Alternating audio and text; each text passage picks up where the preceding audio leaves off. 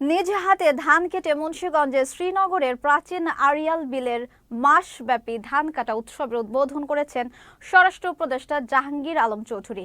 এ সময় সরকার নির্ধারিত মূল্যে ৩৬ টাকা কেজিতে কৃষক ধান বিক্রি করতে না পারায় ক্ষোভ প্রকাশ করেন তিনি।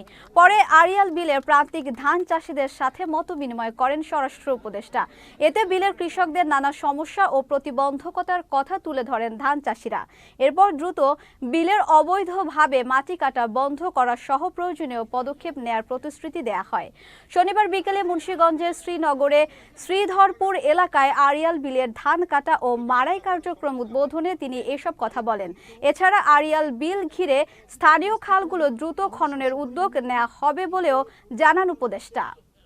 আড়িয়াল বিলের প্রাণ বৈচিত্র্য, পরিবেশ এগুলি রক্ষা করে, কৃষকের অধিকার রক্ষা করে এখানে যেন কাজটা হয়, উন্নয়নটা হয় এবং প্রকৃতি পরিবেশ রক্ষা করে তারপরে হয়।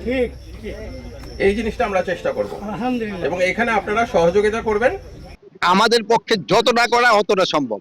এখানে আপনারা বলেন যে আড়িয়াল বিলের যেন যে একটা যে বৈচিত্র্য, এইটা যেন কোনো অবস্থায় নষ্ট না হয়, এদিকে আমরা চেষ্টা করব। এই যে আপনাদের যে ছোটখাটো দিয়ে একটা সমস্যা আছে, এটা আমরা অবশ্যই সমাধান করে দেব। আর ওই যে একটা বলছেন যে একটা খালের একটু খননের দরকার আছে, ওটা করে দিব।